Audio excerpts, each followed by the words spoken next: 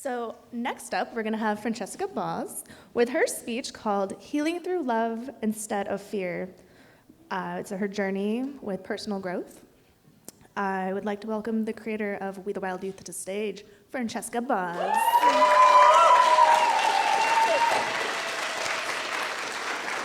Just in case. Uh-oh. Can I take this out? Sorry, I'm difficult. Thank you. It was my 17th birthday. My friends and I went out to my favorite restaurant. I was surrounded by amazing people, laughter, and delicious food. I reach out for another piece of bread when Ed whispers in my ear, "What are you doing? Haven't you had enough?" So I excuse myself from the table, go to the bathroom, and purge. I go back to the table where my friends are waiting for me. They had organized a birthday party for me after dinner that night, full of music, friends, laughter, and cake. Cake. I put my coat on ready to go when Ed grabs me. "What are you doing? You think you deserve to go hang out with your friends and eat more? Really? You've been feeling so great training and working out. If you go off track tonight, it's all for nothing. Don't mess this up." So I make up an excuse of why I can't attend my own birthday party and head to the gym.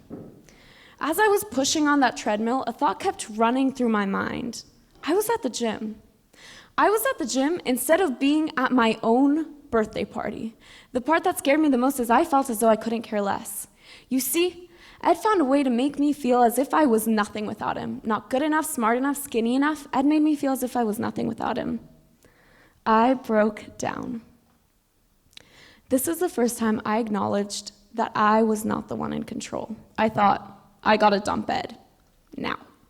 Now, Ed is not Edward, my friend or boyfriend. Ed is an abbreviation for eating disorder. And you see, the more you listen to Ed, the louder he gets. Acknowledgement is the first step to starting recovery. Seems simple, right? I thought so too until I started struggling with an eating disorder. You would think I would have acknowledged something was wrong when I was wearing ski jackets in the middle of summer. When I stopped seeing my friends, when I couldn't sleep because of the lack of blood flow to my legs. You would think any of these things should lead me to acknowledging something is wrong, right? But you see, addictions, disorders, they are sneaky. They lead you to thinking you have complete control when in reality it is the complete opposite. That night, after the gym, I went home and told my mom. This was, and still is, the scariest thing I've ever done. I didn't want to make her worried, upset, and Ed, was he mad that night? But when I decided to tell my mom, I felt a little shift. I was starting to choose love, to choose me.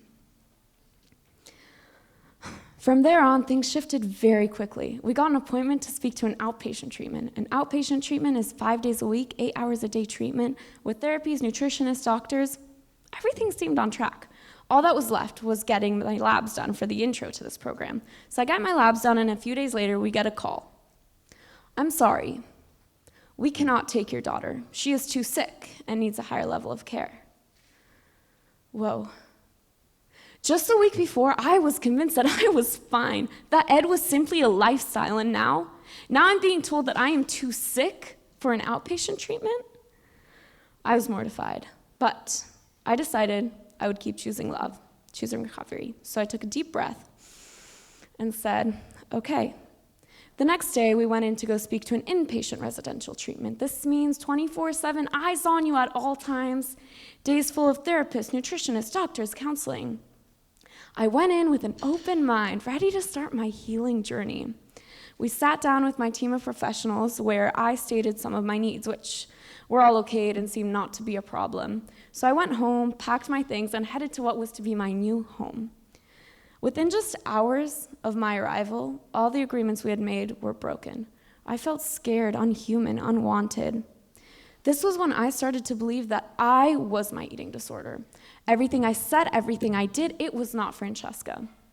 It was Ed. Thankfully, I had parents that saw that this form of recovery was not beneficial for me and took me out. The following weeks, I was mortified, scared that everything I said, everything I did, people would think was put through and warped by a thick layer of Ed. So I didn't talk for weeks, which for those of you who know me, you know how much I love to talk. So at this point, I was low with all of my vitals, I hadn't had my period in years, and I had no team.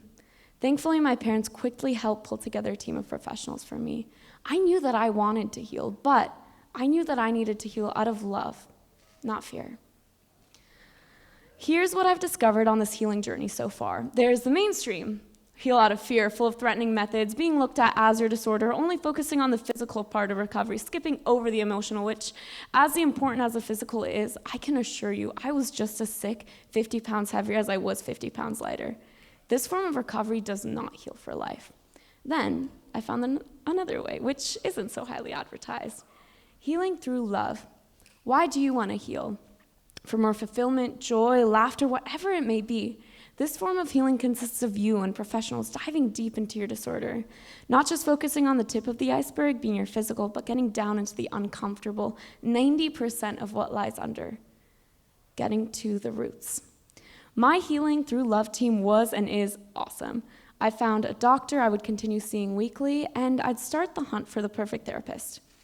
Finding the perfect therapist is sort of like dating. You meet a lot before you find the right fit. Thankfully, I found my perfect fit. I knew she would be a huge part of my recovery, and man, was I right.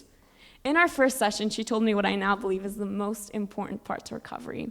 You are not your disorder. Your disorder is not veiling over you. Your disorder is like a cloud, a bubble. You can see it, but it is not you. This changed everything because this meant that I was wrong about everything. I did not have to be warped by Ed. I could start listening to him and doing the opposite of what he wanted me to do. My therapist helped me tap more and more into core Francesca, seeing why I wanted to heal. More joy, fulfillment, energy, creating this event, eating more food, getting comfortable in the uncomfortable. This is when I started my true healing journey.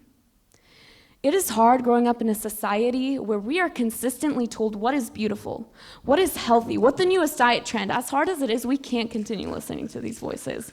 We have to start saying fuck you to them because life is worth more than obsessing over numbers. Life is worth finding out what you breathe for, what moves you. You can't do this if we don't choose self-love. We can't do this if we don't choose recovery. And we cannot do this if we don't get the help we need.